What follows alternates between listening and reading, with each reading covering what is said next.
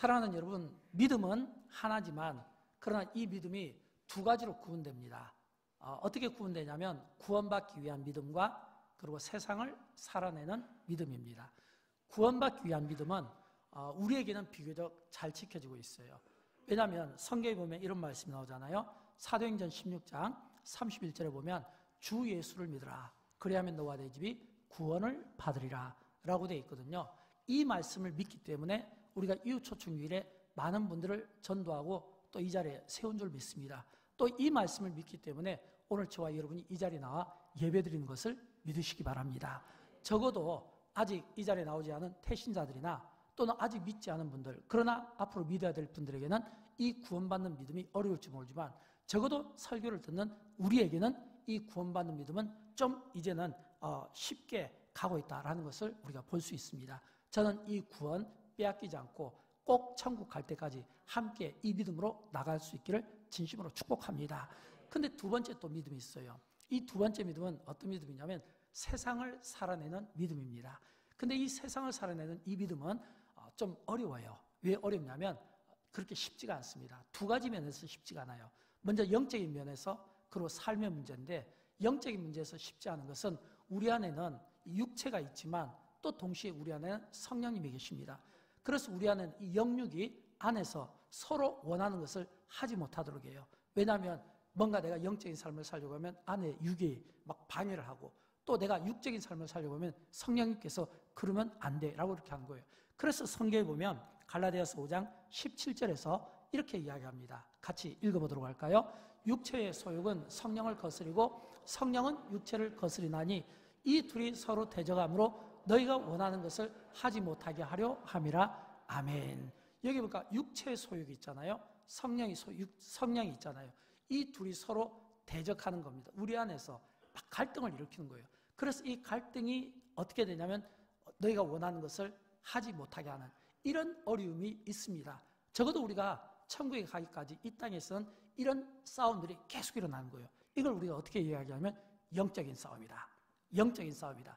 저는 이 영적인 싸움에서 육 때문에 우리가 밀리는 인생이 아니라 내 안에 성령의 충만함으로 내 안에 모든 육체의 사욕을 굴복시키고 내 안에 모든 육체의 소욕을 이기는 이런 영권의 삶을 저와 여러분이 살기를 진심으로 축복합니다. 근데 또 두 번째가 있어요. 이 두 번째는 삶의 문제예요.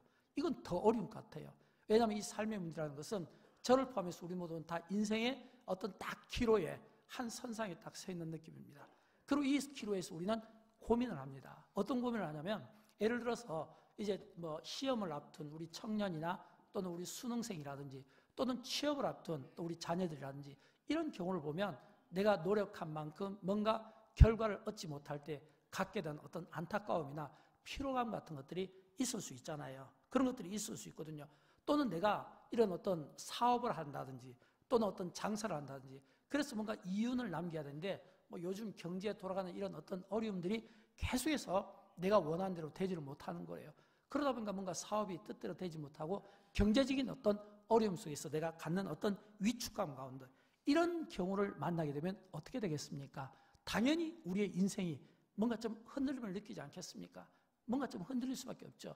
왜냐하면 인생이 흔들린다라고 할 때 이 흔들림은 뭔가 원하는 대로 되지 못하고 뭔가 내가 원하는 바대로 이루어지지 못하니까 내 안에 생기는 갈등과 고민, 회의감 이런 것들이 마치 내가 딱 바로 서 있는 것 같은데 그러나 바로 서 있는 내가 뭔가 이렇게 흔들흔들하는 이런 인생을 우리가 살아갈 수밖에 없다라고 하는 겁니다.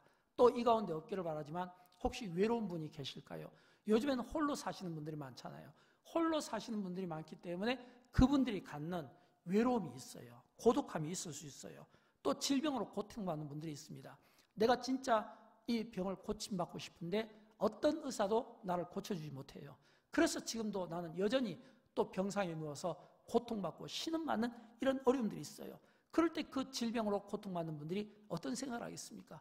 누가 좀 제발 나를 고쳐줄 수 있는 이런 명의가 나왔으면 제발 좀 어떤 좋은 의사가 나와서 어떤 의료시설이 나를 좀 고쳐줬으면 좋겠다는 이런 어떤 갈급한 마음들이 있지 않겠습니까? 자녀의 문제로 마음을 찢어지는 이런 통증을 느낄 수도 있습니다. 또는 인생의 무거운 어떤 짐을 가지고 그 무거운 짐 때문에 의지할 곳이 없어서 여기저기 막 이렇게 기대면서 힘들고 눈물 나는 분들이 계실 수 있습니다. 저는 여러분 없기를 바라지만 혹시 제가 여기 여러분에게 몇 가지 신뢰를 들었던 그 예 가운데 만약 여러분이 하나라도 포함이 된다면 저는 이 시간 주님의 음성을 들어볼 것을 권면하고 싶어요. 성령님의 음성이 오늘 여러분의 그 내면 가운데 들려지는 소리를 좀 들었으면 좋겠어요. 왜냐하면 하나님은 우리를 아십니다. 주님은 우리를 아셔요. 여러분, 예수님께서 십자가를 지셨다는 것은 어떤 의미일까요? 우리 인생의 모든 무거운 짐을 대신 짊어졌다는 거예요. 대신 짊어질 때 그냥 짊어진 게 아니라 직접 몸소 경험하신 인생이잖아요. 그래서 수고하고 무거운 짐진 자들아 내게 오라 말씀하는 거 아닙니까? 또 뿐만 아니라 직접 경험하신 인생이고 직접 고난받으신 삶이에요. 그 삶을 가지고 십자가로 이겨내신 주님이 우리에게 말씀하시는 거예요. 성령의 음성으로 말씀하시는 거예요. 내가 너의 아픔을 알고 있다. 울지 마라. 힘들어하지 마라. 내가 너와 함께한다. 라는 이런 이 주님의 음성이 우리 속에 들렸으면 좋겠어요. 왜일까요? 여러분, 성경에 보면 정말 우리에게 위로가 되는 말씀이 있습니다. 많이 있는데 그 중에 이사야서 43장 2절에 있는 이 말씀이 특별히 함께 합독할 때 어떤 분에게 이 말씀이 진짜 위로가 됐으면 좋겠어요. 같이 한번 읽어보도록 할까요? 내가 물 가운데로 지날 때에 내가 너와 함께 할 것이라. 강을 건널 때에 물이 너를 침몰하지 못할 것이며 내가 불 가운데로 지날 때에 타지도 아니할 것이요 불꽃이 너를 사르지도 못하리니. 아멘. 여러분, 이 말씀이 오늘 힘겨운 인생을 살아가는 분들에게 정말 힘이 되는 것은 이 말씀에 보면 내가 너와 함께 할 것이라 이랬잖아요. 여러분, 우리의 인생이 막 힘들다, 뭔가 내 인생의 중심추가 어떤 힘에 의해서 막 흔들리는 이런 느낌을 받게 된다는 것은 왜일까요? 외롭기 때문에 그렇습니다. 혼자라고 생각하기 때문입니다. 그 외로움, 그 혼자라고 생각하는 그 고독함이 그냥 나에게 엄청난 피로감을 막 심어주는 거예요. 그럴 때 그 피로감이 심어줄 때 성경은 우리에게 많은 경로를 통해서 말씀하는 거예요. 내가 너와 함께한다. 나는 너의 하나님이라. 여호와가 너와 함께할 것이라. 여호와가 너와 함께 있다라는 이런 말씀들. 내가 너와 함께 있다. 내가 강을 건널 때도 함께 있기 때문에 강이 너를 침몰하지 못할 것이고 내가 불 가운데로 지날 때도 함께 하기 때문에 너가 타지 못하고 불꽃이 너를 사르지 못하게 되는 것은 내가 너와 함께 하기 때문이다. 하나님이 우리와 함께 하신다는 이 약속의 말씀이 믿어질 때 이 믿음으로 우리 인생의 어떤 힘겨운 상황 속에서도 우리는 이겨나게 될 줄로 믿습니다. 저는 그런 의미에서 아브라함을 한번 생각해 봤어요. 왜냐하면 여러분 성경에 보면 우리가 아브라함을 이야기할 때 아브라함 하면 따라붙는 수식어가 있잖아요. 믿음의 사람, 순종의 사람, 믿음의 조상, 믿음의 모델 이런 표현들이 있잖아요. 성경은 우리에게 이 아브라함에 대해 이야기할 때 굉장히 막 그 믿음을 올리고 있습니다. 그러나 또 동시에 이 성경은 위인전기와 다른 점이 이거예요. 우리가 위인전기를 읽을 때는 예를 들어서 세종대왕이나 이순신 장군이나 위인전기를 읽으면 위인전기는 그 인물을 영웅시합니다. 영웅시해요. 그리고 그 인물에 대해서 부족함이나 허물이나 어떤 이런 어려움 이런 것들을 드러내지 않습니다. 성경이 위인전과 다른 점은 이겁니다. 그러나 성경은 이 아브라함이 비록 그가 믿음의 사람이지만 그러나 그 인생에 여러 번의 위기가 있었다는 것을 성경은 낱낱이 드러내고 그 위기를 우리에게 들려주고 싶어합니다. 그가 거짓말에서 생기는 어떤 위험이 있었고요. 또 조카 롯과 소유의 문제로 고륙상쟁의 위기가 있었고요. 하나님의 그 약속을 믿지 못해서 몸종 하갈을 통해 아들 이스마엘을 낳음으로써 갖게 된 그 위기가 벌써 오랜 세월이 지난데도 불구하고 지금까지도 중동의 화약고로 여전히 그 위기가 있는 거. 이건 뭐냐면 전부 아브라함이 그 인생에 가졌던 위기거든요. 100세의 아들을 낳았어요. 얼마나 기쁩니까? 근데 하나님께서 모리아산에 번제로 드리라고 하거든요. 그때 그 번제를 드릴 때 이 아브라함에게는 위기가 없었겠습니까? 그런 많은 인생의 위기가 있었지만 그러나 성경은 그런 그 인생의 위기에 있는 그 인생의 그 기로에 서 있는 그 아브라함이 어떻게 그가 딛고 일어날 수 있었는가라고 하는 겁니다. 여기에서 달라지는 거예요. 여러분, 우리는 많은 경우 성경을 보면 많은 믿음의 사람들의 이야기를 듣게 되잖아요. 근데 그 믿음의 사람들의 그 믿음은 공통점이 있어요. 그 공통점은 그 믿음의 사람들이 위기가 없었다는 것이 아니라 그 믿음의 사람들이 살아가면서 여러 번의 위기가 있었다는 거예요. 근데 그 위기가 있었는데 위기 때마다 그들에게는 이런 찬송이 있었던 겁니다. 우리가 이렇게 찬송가 같은 데 보면 즐겨 부르는 찬송가 있잖아요. 그 두려움이 변하여 내 기도 되었고, 그 두려움이 변하여 내 기도가 되었고, 그 기도가 아브라함을 믿음의 사람으로 만들었다는 사실을 믿으시기 바랍니다. 예수 믿는 우리에게는 이런 믿음의 기도가 있다는 거예요. 이런 이 믿음의 기도를 통해서 그 두려움을 물리치고, 이런 믿음의 기도를 통해서 인생의 그 위기를 돌파해야 되는 은혜가 있었다라고 하는 겁니다. 그러면 여러분, 왜 두려울 때에 그 두려움이 변하여 기도가 되었을까요? 여기에 계신 우리 많은 장로님들, 권사님들, 기도 많이 하시는 분들, 여러분 한번 제가 질문해 볼게요. 우리가 언제 기도하나요? 대부분의 경우는 우리의 기도가 같은 기도지만 간절하고 뜨겁고 절실하고 눈물 나며 금식하며 통곡하는 이런 기도들은 언제 드리냐면 다 내가 인생에 실패를 경험했을 때 이런 기도를 드리는 겁니다.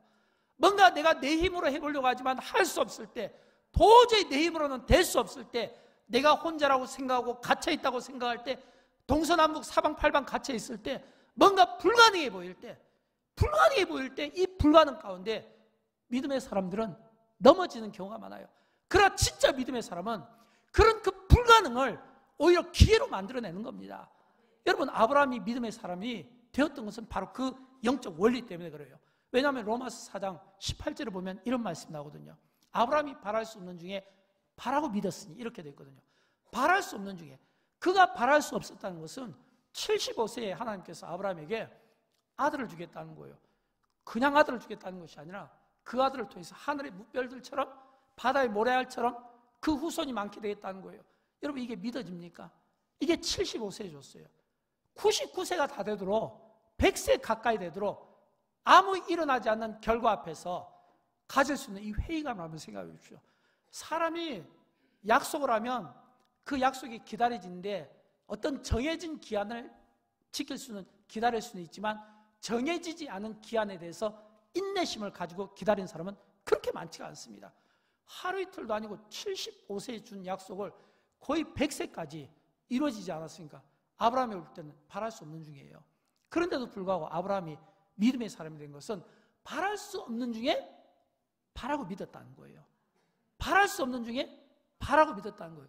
진짜 믿음은요, 어떤 인생의 위기와 어떤 인생의 어려움 속에서 진짜 내가 믿음을 갖고 있다는 건 도저히 상황으로 보면 안 되는 거예요. 한계를 느끼는 거예요.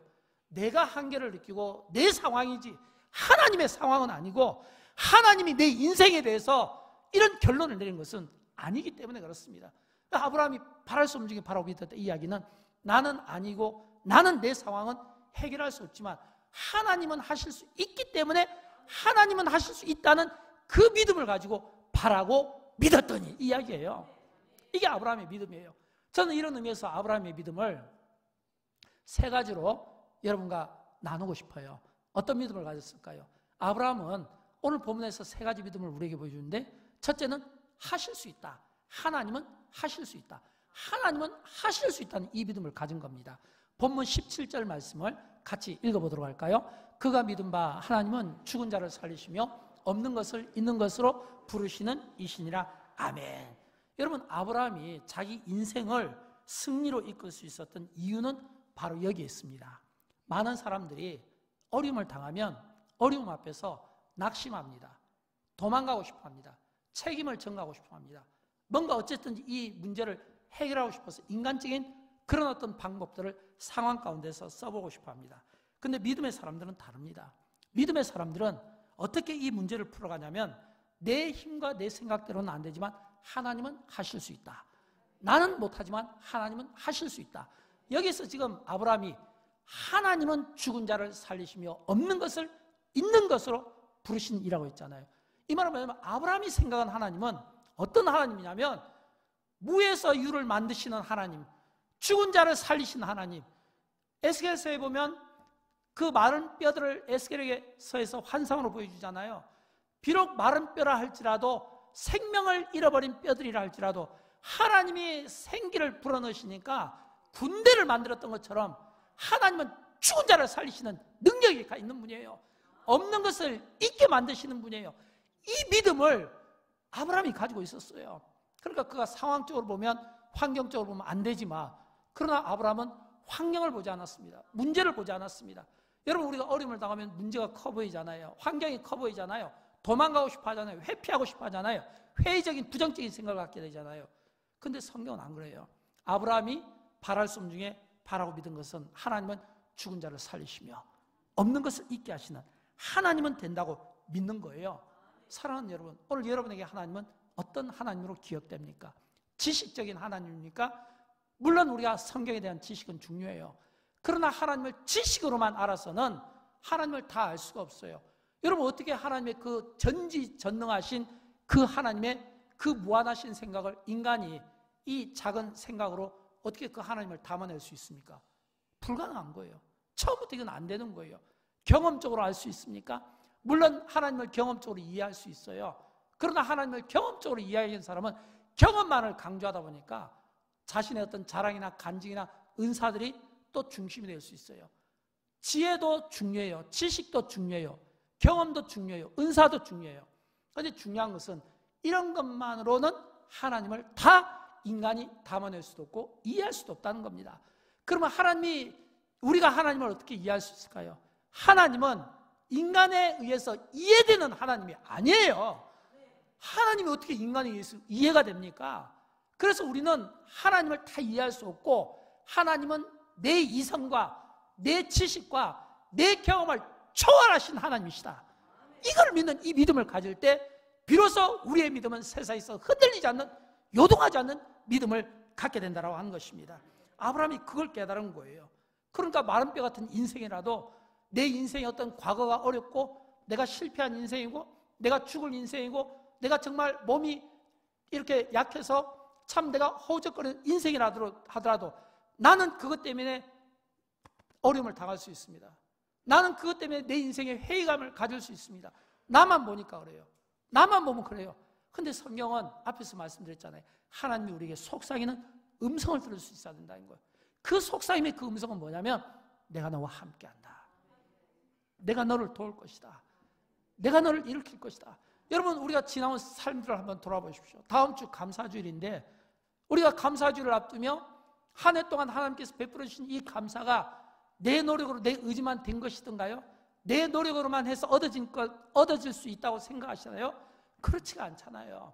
아무리 우리가 많은 것들을 자랑하고 풍요를 자랑해도 하나님이 한번 부르면 욥이 가지고 있던 그 모든 재산이 한순간에 나가는 것처럼, 아무리 내가 건강을 자랑하더라도 그 건강이 하나님께서 욥을 한번 살짝 건드리시면 그 건드림에 의해서 욥이 다 이렇게 빼앗기는 것처럼, 그러나 그 가운데서도 욥이 가진 신앙은 뭐예요? 하나님은 주시는 분이고 취하시는 분이고 가져가시는 분이시고, 주신 분도 하나님이시고 가져가시는 분도 하나님이시고, 이 말은 뭐냐면 주권이 하나님께 있고 나는 하나님의 주권 속에 있다고 하는 그 믿음을 보이니까 하나님께서 그 욥의 삶을 축복해 주시고, 아브라함이 하나님은 죽은 자를 살리시는 하나님, 없는 것을 있게 하시는 하나님이라고 하는 그 믿음을 보이니까 하나님이 아브라함의 그 믿음을 보시고 복을 주셨다고 하는 사실을 믿으시기 바랍니다.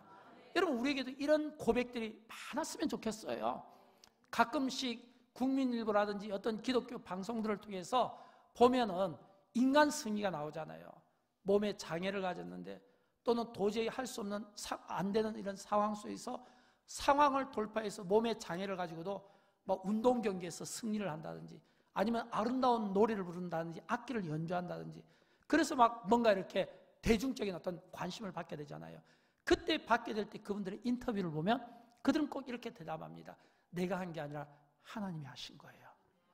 하나님이 내 인생 가운데 개입하셔서 하나님이 나에게 주신 이 작은 재능을 사용하셔서 나 같은 사람도 하나님이 쓰셨어요 라는 이 간증을 우리가 아멘으로 듣고, 이 간증에 우리가 서로 은혜를 나누는 것은 왜일까요? 하나님이 하셨기 때문에. 내가 했다고 하면 우리가 나눌 게 없어요. 하나님이 하셨다는 거예요. 저는 여러분, 우리가 이 세상에 살아가면서 이런 고백들을 했으면 좋겠어요. 누가복음 18장 27절 말씀인데 이 고백이 저와 여러분의 고백이 되기를 바랍니다. 같이 읽어보도록 할까요? 무릇 사람이 할 수 없는 것을 하나님은 하실 수 있느니라. 아멘. 하나님이 하실 수 있습니다. 그러나 사람은 할 수 없습니다. 우리가 다 할 수 없다는 거예요. 우리는 슈퍼맨이 아니에요. 내가 할 수 없는 것을 할 수 없다고 하는 이런 정직한 고백과 겸손이 우리에게 필요해요. 이게 안 되니까 문제가 되는 거예요.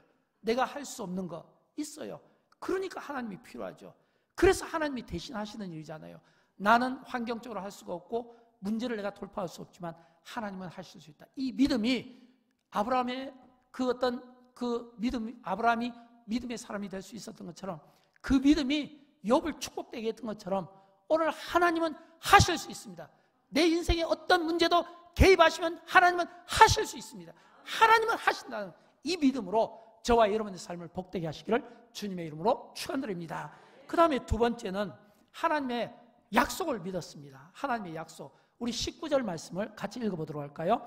그가 백세나 되어 자기 몸이 죽은 것 같고 사례의 태가 죽은 것 같음을 알고도 믿음이 약해지지 아니하고. 아멘. 아브라함이 지금 나이가 100세가 다 돼갑니다. 그 아내는 90세가 다 되어갑니다. 그런데도 불구하고 그 상황 가운데 지금 자식은 없는 거예요. 사실 100세가 되고 90이 다 돼가고 더 중요한 거는 나이가 중요한 게 아니라 몸이 죽은 것 같고 태가 죽은 것 같음을 알고도 몸이 죽은 것 같고, 몸이 죽은 것 같고 이야기는 거의 몸이 죽어가고 있다는 겁니다. 여러분, 거의 몸이 죽어가고 있고 태가 이미 죽은 것 같음을 아는 상태에서 어떻게 생명이 잉태될 수가 있겠습니까? 이건 제가 생각할 때는 도저히 불가능한 거예요. 이것이 아브라함의 문제고 이것이 사라의 문제고 이것이 오늘 저와 여러분 이 시대를 살아가고 현대를 살아가는 우리의 모습이 그래요. 우리의 문제입니다. 우리가 생각할 때 지금 내 몸이 죽은 것 같은데, 내 태가 지금 죽어가고 있는 것 같은데, 그래서 나는 아무것도 할 수 없고 할 수 없다고 하는 어떤 많은 논리들을 만들어내고 이유를 만들어내고 변명을 만들어내고 할 수 없다는 이 생각 때문에 자기 자신이 자포자기의 이 상태에 빠져있는, 스스로 자신을 약하게 만드는 이런 경우들이 많이 있을 수 있다는 거예요. 이게 오늘 문제예요. 근데 여러분, 사실은 우리가 갈등한 게 이거 아니겠습니까? 우리가 새벽에 열심히 기도합니다. 그래서 그 기도가 하루아침에 이루어지면 얼마나 좋겠습니까? 내가 오늘 기도한 기도가 내일 이루어지면 얼마나 좋겠어요? 내가 아침에 한 기도가 저녁에 이루어지면 얼마나 좋겠습니까? 그러나 진짜 믿음을 가지면, 진짜 믿음이 말씀이 그 속에 들어가면 내가 오늘 기도했기 때문에 내일 이루어지지 않는 것에 대해서 회의감을 갖고, 오늘 기도했는데 내일 이루어지지 않고, 오늘 노력했는데 내일 이루어지지 않고, 오늘 당장 내가 생각한 대로 계획대로 되지 않는 것 때문에 회의감에 빠지고 실망에 빠지고 낙심에 빠지는, 이게 믿음이 아니라 진짜 믿음이 그 속에 들어간다는 것은 하나님의 말씀이 그 속에 들어가는 건데, 하나님의 말씀이 그 속에 들어가면 아브라함이 믿음이 있었다는 것은 현실을 본 게 아니라 그 현실을 뛰어넘어서 이상을 본 겁니다. 문제를 본 게 아니라 그 문제를 해결하실 수 있는 하나님을 봤다는 거예요. 이 어떤 문제 해결이나 어떤 현실적인 문제가 아니라 그걸 뛰어넘는 그 높은 이상을 본 거예요. 이게 아브라함의 믿음이에요. 우리가 현실을 보고 문제를 보고 근시안적인 것을 보면 우리가 헤어나올 수가 없고, 근시안적인 그 암흑에서는 항상 우리는 갇혀있는 인생이 되니까 늘 조급하고 두렵고 가슴이 두근거리는 이런 인생을 살아갈 수밖에 없는 겁니다. 근데 여러분, 아브라함이 붙잡은 것은 문제가 아니었어요. 현실이 아니었어요. 상황이 아니었어요. 두려움이 아니었어요. 뭐였을까요? 약속이었어요. 어떤 약속이요? 하나님의 약속. 어떤 하나님의 약속이요? 그럼에도 불구하고 믿음이 없어지지 않고, 그럼에도 불구하고 믿음으로 살아요. 이 믿음이 이게 하나님의 약속이었던 겁니다. 오늘 본문 20절 말씀인데 우리 같이 한번 읽어보도록 할까요? 믿음이 없어 하나님의 약속을 의심하지 않고 믿음으로 견고해져서 하나님께 영광을 돌리며. 아멘. 어떤 약속이냐면, 믿음이 없어 하나님의 약속을 의심하지 않고 75세에 이야기했다가 한 5년쯤 있다가 80세에 한번 이야기하고 또 한 20년쯤 있다가 99세에 한번 이야기하고, 그러면 우리가 하나님에 대해서 의심할 수 있고 우리 믿음에 대해서 우리가 의심할 수 있잖아요. 근데 의심할 수 있는데 이 아브라함은 의심하지 않은 겁니다. 사랑하는 여러분, 약속이라는 것은요, 정해진 약속은 누구든지 신뢰할 수 있습니다. 기한이 정해지면요, 신뢰할 수 있어요. 그러나 기한이 정해지지 않은 약속들도 우리 가운데는 많이 있는 겁니다. 기한이 정해지지 않은 이 약속 가운데 적어도 아브라함이 25년이나 지나고 몸이 죽고 태가 죽은 것 같은 걸 알고도 이 이야기는 이 잉태될 확률이 0.1%도 없다는 거예요.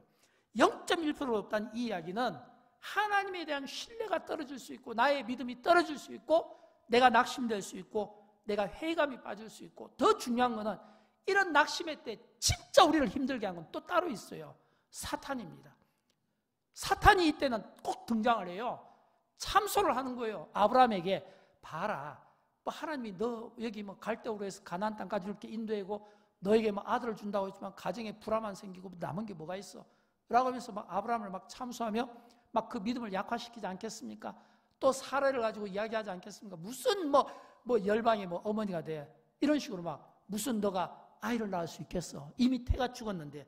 이런 어떤 이야기, 말도 안 되는 이야기, 꿈깨라는 이런 이야기를 하지 않겠습니까? 그런데 이런 이야기 앞에서 아브라함은 하나님의 약속을 의심하지 않았다는 거예요. 하나님의 약속을 의심하지 않았다는 거예요. 오히려 그런 위기의 때에 사탄의 참수 앞에서 아브라함은 당당하게 이렇게 고백을 하는 겁니다. 로마서 4장 21절 말씀인데 로마서 4장 21절에 보면 이런 말씀이 나와요. 우리 같이 한번 읽어보도록 할까요? 약속하신 그것을 또한 능히 이루실 줄을 확신하였으니.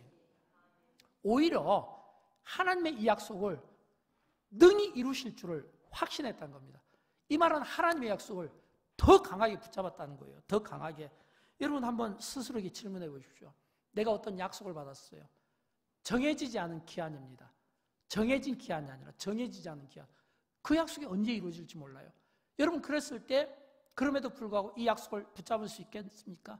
그럼에도 불구하고 이 약속이 이루어질 것을 확신할 수 있겠어요? 절대 쉬운 일이 아니에요. 이런 이 확신으로 이 믿음이 주어지려면 하나님에 대한 이해가 필요해요. 하나님은 내 생각에 의해서 통제받는 분이 아닙니다. 하나님은 우리에게 통제받으신 분이 아니라 하나님의 뜻과 섭리 가운데 우리의 인생을 드라이브 하시는 분이에요. 그래서 하나님이 우리의 인생을 드라이브 할 때 우리에게는 믿음이 필요한데 사탄은 우리에게 의심을 주는 거예요. 어떤 의심을 줄까요? 문제를 보게 하는 의심, 문제를 크게 하는 의심, 그 문제 때문에 벽을 넘지 못하게 하는 의심. 그러나 믿음은 뭐냐면 그 가운데서 뛰어넘을 수 있도록 길을 보여주신 게 이게 믿음인 거예요. 의심은 어두운 밤을 보게 하지만 그러나 믿음은 밝은 빛을 보게 합니다. 의심은 나가는 것을 두려워하지만 믿음을 높이 뛰어오르게 합니다. 의심은 누가 믿겠냐고 질문하지만 믿음은 내가 믿겠다고 대답하는 겁니다. 이 인생의 여러 어떤 문제들을 가지고 그 문제들이 막 내 인생을 흔들어도 그럼에도 불구하고 나는 하나님을 믿노라. 나는 하나님의 약속을 믿노라. 아무리 흔들어도 나는 하나님의 약속을 내가 오히려 더 능히 믿을 것을 확신하노라. 이런 이 선언이 있을 때 비로소 우리는 흔들리지 않는 믿음 가운데 하나님께서 내 인생을 드라이브하는 것을 우리가 영안을 넓게 열고 믿음으로 우리가 바라볼 수 있게 된다고 하는 것입니다. 사랑하는 여러분, 우리는 광야와 같은 이 세상 속에서 고생하며 살아가고 있습니다. 감당할 수 없는 어려움들이 있습니다. 나이 드신 분들에게는 건강과 물질의 문제가 어려울 수 있고 또는 중년의 분들에게는 뭔가 삶에 대한 미래에 대한 어떤 염려들이 또는 노후에 대한 염려들이 있을 수 있습니다. 젊은이들에게는 취업이라든지 진로에 대한 고민들이 있을 수 있습니다. 공부하는 학생들에게는 또 진학에 대한 어려움들이 있을 수 있습니다. 모든 사람들은 다 문제가 있고 그 문제 앞에서 사람들은 두 가지 태도를 갖게 됩니다. 하나는 두려움을 갖는 태도입니다. 이 두려움은 우리에게 멈추게 합니다. 가지 못하게 합니다. 회의감을 갖게 합니다. 그리고 스스로를 자꾸 평가하는데 자기 자신을 스스로 평가절하해서 작게 여깁니다. 무가치하다고 이야기합니다. 그래서 심각한 고립과 고독 속에 빠지는 거예요. 그러나 여러분, 우리가 믿음을 갖고 있다는 것은 내가 혼자가 아니라는 생각이에요. 내가 혼자 살아도 혼자가 아닌 거예요. 내가 조그마한 집에서 혼자 홀로 살아도 혼자가 아닌 거예요. 성경은 우리에게 한 번도 우리를 혼자 내버려 둔 적이 없다고 이야기하고 있어요. 내가 너를 고아처럼 버려두지 아니하노라 말씀하시는 주님의 그 음성을 들을 수 있기를 바라는 겁니다. 하나님은 항상 우리 가운데 계셨습니다. 창세전부터 내 인생에 대해서 계획하시고 내 인생의 진로에 대해서 미래하시고 내 인생을 이끌어 가시는 겁니다. 그래서 우리는 하나님이 나와 함께 하신다는 이 사실을 내가 침체 때에, 낙심의 때에, 질병 고통의 때에 우리가 절대 놓치지 말아야 되는 거, 놓치면 안 되는 거, 주님이 나와 함께 하신다는 거예요. 함께 하신다는 거예요. 여러분, 이런 이 삶이 우리 가운데 있음을 믿고 이 믿음으로 내가 주님과 함께 일어난 거예요. 이게 믿음의 삶이에요. 이런 믿음의 삶을 살 때 우리 안에 있는, 우리가 어렵게 생각하고 높게 생각하고 높은 벽처럼 생각하고 뛰어넘을 수 없다고 하는 모든 인생의 벽들이 한순간에 무너지는 것을 믿으시기 바랍니다. 여러분, 성경에 보면 요한일서 5장 4절에 있는 말씀이 바로 그 말씀이거든요. 같이 한번 읽어보도록 할까요? 무릇 하나님께로부터 난 자마다 세상을 이기느니라. 세상을 이기는 승리는 이것이니 우리의 믿음이니라. 아멘. 세상을 이기는 승리가 뭐라고요? 우리의 믿음이다라고 하는 겁니다. 믿음이 오늘 우리를 승리케 만드는 거예요. 저는 그런 의미에서 세 번째, 그러면 이 믿음이 어떻게 쓰여질까요? 기도로 쓰여지는 겁니다. 여러분, 믿음이 바로 기도로 쓰여지는 거예요. 믿음의 사람들은 하나같이 어려움이 있냐 없냐 이걸로 고민하고 또 나눠지는 인생이 아니라 의지할 하나님이 있냐 없냐 이걸로 결정되는 인생이에요. 저는 여러분이 어려움이 있다 없다로 결정되는 인생이 아니라 의지할 하나님이 있느냐 없느냐로 결정되고, 의지할 하나님이 있는 인생인 저와 여러분은 의지할 하나님 앞에 우리의 크고 작은 문제들을 가지고 나와서 의지할 하나님 앞에 기도로 그 문제를 돌파하고 이겨낼 수 있기를 진심으로 축복합니다. 성경은 기도하는 자에게 이런 약속들을 우리에게 들려주고 있기 때문입니다. 자막을 보도록 할까요? 에레미야서 29장 12절을 보면 너희가 내게 부르짖으며 내게 와서 기도하면 내가 너희들의 기도를 들을 것이요 그랬잖아요. 우리의 기도를 하나님이 들으신다는 거잖아요. 시편 138편 3절에 보면 내가 간구하는 날에 주께서 응답하시고, 내가 기도할 때 주님이 응답하시고 내 영혼에 힘을 주어 나를 강하게 하셨나이다. 기도하는 자에게 하나님이 들으시고 기도하는 자에게 응답 주시고 기도하는 자에게 우리의 영혼에 힘을 주어 우리를 강하게 하시는 하나님이신 것을 믿으시기 바랍니다. 마태복음 21장 22절 말씀 같이 읽어보도록 할까요? 너희가 기도할 때 무엇이든지 믿고 구하는 것은 다 받으라. 아멘. 사랑하는 여러분, 저는 이런 의미에서 기도는 믿음이라고 정의를 내리고 싶습니다. 기도는 믿음입니다. 기도는 믿음이 있는 사람이 드리는 겁니다. 기도는 믿음이에요. 그래서 기도는 믿음의 사람들이 드립니다. 그러나 기도하는 믿음의 사람들 가운데 질문이 있습니다. 어떤 질문이냐면, 제가 이렇게 자주 받는 질문 가운데 하나는, 목사님, 기도 응답과 관련해서 언제까지 기다려야 될까요? 주로 이런 기도를 드리는 분들은 진짜 간절한 어떤 삶의 문제로 기도하신 분들입니다. 작정 기도하시고 일천번제로 기도하시고 금식으로 기도하시고 뭔가 어떤 삶의 어려운 기로에 있어서 하나님께 그 외로움 가운데 야곱이 정말 그 외로움 가운데 하나님의 그 붙잡는 옷자락을 놓지 않겠다고 하는 그런 심정으로 기도해요. 그런데 그런 기도를 드린데도 불구하고 아직 응답받지 못했을 때 언제까지 기다려야 되나요? 앞에서도 말씀드린 것처럼 정해진 기한은 문제가 없어요. 그러나 정해지지 않은 이 기한을 기다리는 우리에게는 회의감이 있고 힘든 상황이 올 수가 있다는 겁니다. 그때마다 저는 목사의 신분으로 똑같이 이야기하는 거예요. 하나님의 때를 기다리며 믿음으로 기도하시죠. 그러면 그분들은 이렇게 해야 합니다. 고개를 끄덕끄덕해요. 근데 표정은 아니에요. 목사가 이야기하니까 순종하는 의미에서 고개는 끄덕이지만 그러나 표정은 이런 표정 같아요. 목사님, 제가 지금까지 기도했잖아요. 아직 안 이루어졌는데요. 지금까지 내가 부르짖었잖아요. 아직 안 이루어졌는데요. 표정은 아닌 것 같아요. 왜일까요? 왜 그런 표정을 짓게 될까요? 모든 인간은 다 똑같아요. 모든 인간이 가장 힘들어하고 가장 고통스러워하는 것은 기다림입니다. 사실은 이 기다림이 인간에게는 가장 고통스러운 짐이 되는 거예요. 정해진 기한을 기다리는 게 무슨 어려움이 있겠습니까? 그러나 정해지지 않은 그 기한을 기다린다는 거, 그때가 언제가 될지도 모르는데 그 모르는 그 기한을 막연하게 기다리면서 내가 달려간다는 거, 뛴다는 거, 노래 간다는 거, 열심히 한다는 거, 공부한다는 거, 이건 진짜 인생을 피곤하게 하고 인생을 낙심되게 하고 진짜 인생을 이 풍랑 속에서 막 힘들게 하는 거라는 거예요. 진짜 어렵거든요. 어렵지만 그러나 아브라함이 기도의 사람이었다는 것은 이겁니다. 그 어려움의 때에 자꾸 회의감을 가지고 자기 인생을 부정하고 자기를 스스로 가치없다 여기기보다는 오히려 아브라함은 이렇게 정면 승부한 거예요. 하나님께 예비하고 기도하리라. 하나님께 예비하고 기도하리라. 그래서 이 아브라함의 삶을 히브리서 6장에 보면 딱 한 절로, 한 구절로 명확하게 이렇게 이야기합니다. 그가 이같이 오래 참아 약속을 받았느니라. 그가 이같이, 아브라함이 이같이 오래 참았다는 거예요. 우리 모두에게는 기다림이 필요할 때가 있습니다. 여러분, 이런 기다림이 왜 필요할까요? 이런 이 기다림이 필요한 것은 하나님이 우리가 기도한 대로 당연히 모든 것들을 다 이루어 주시겠지만 우리가 원하는 대로 다 이루어지면 하나님이 아니죠. 우리가 원하는 대로 다 이루어지면 마치 우리가 어떻게 되겠습니까? 그냥 어떻게 보면 너무 그냥 하나님께 그냥 구하기만 하고 우리의 노력을 하지 않는, 또 우리가 진짜 원하는 대로 다 이루어진다면 우리가 당하는 이 고통의 의미를, 이 고통의 심연을 우리가 어떻게 깨달을 수 있어요?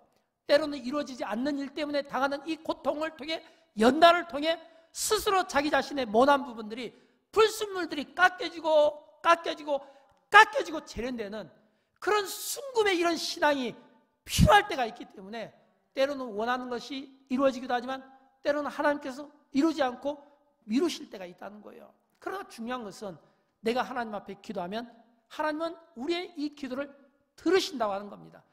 좀 더 정확하게 이야기하면 하나님은 비록 어렵고 힘든 상황 가운데지만 인내하고 믿음의 기도를 드리는 자들을 보고 싶어하고 찾고 싶어 하시는 하나님이세요. 그 하나님이 오늘 우리를 통해서 말씀하고 싶어 하는 거예요. 너가 기도할 때 내가 다 보고 있다. 그러나 내가 너의 이 기도에 응답하지 않는 것은 내 나름의 어떤 목적이 있어. 너를 향한 인생의 목적이 있어. 기다리는 시간을 통해서 인내를 배우게 하기도 하고, 때로는 안 되는 일을 통해서 고난을 통해 연단을 배우기도 하고, 그런 가운데서도 기도를 포기하지 않냐는 이런 이 모습들을 통해서 하나님이 기뻐하시기도 하고, 뭔가 하나님께서 우리 인생을 향한 드라이브를 하고 계시는 거예요. 우리가 믿음의 눈을 가지고 우리가 먼 근시한 지경으로 보면 우리는 이런 결론에 도달해야 되는 겁니다. 내 생각과 지혜는 부족하지만 주님의 지혜는 충만하고 무한하다는 겁니다. 내 생각은 부족하지만 주님의 지혜는 충만하고 무한하다는 거예요. 그런 주님의 돌보심이 우리 가운데 있는 겁니다. 그리고 그 주님의 그 돌보심이 목자처럼, 다윗의 시편의 고백처럼 여호와는 나의 목자시니 내가 부족함이 없으리로다. 목자의 양은 목자가 있는 한에는 모든 부족함이 없는 거예요. 그런 것처럼 하나님이 우리의 목자가 되어주셔서 우리의 부족함 없는 인생으로 만들어 주시겠다고 말씀하고 있는 겁니다. 삶 속에서 때로는 우리의 인생이 거칠게 느껴질 수도 있어요. 때로는 풍파로 다가올 수도 있습니다. 때로는 힘들 수도 있습니다. 그러나 이것이 진짜 나를 향한 하나님의 생각은 아니에요. 하나님의 생각은 평안입니다. 두려움이 아니에요. 장래와 미래에 희망을 주는 겁니다. 그러나 잠시 우리가 두렵다 하더라도 이 두려움은 우리에게 결코 오래 가는 것은 아니에요. 오히려 하나님은 그 두려움을 통해서 우리를 낮추시고 더 높이시고자 하는 하나님의 선하신, 나를 위한 뜻이 있고 내 안에 하나님의 형상이 있다는 것을 믿고 나는 주님과 함께한다. 하나님은 내 편이시다. 하나님은 나와 함께하시다. 이 믿음이 있을 때 우리는 세상 가운데 흔들리지 않고 요동하지 않을 것이고, 이런 이 영적인 원리가 오고는 모든 세대 가운데 저와 여러분의 믿음이 좀 더 승화되어서 어떤 인생의 어려운 문제도 풀어나가는데 이 믿음이 저와 여러분들에게 쓰임받기를 주님의 이름으로 축원드립니다.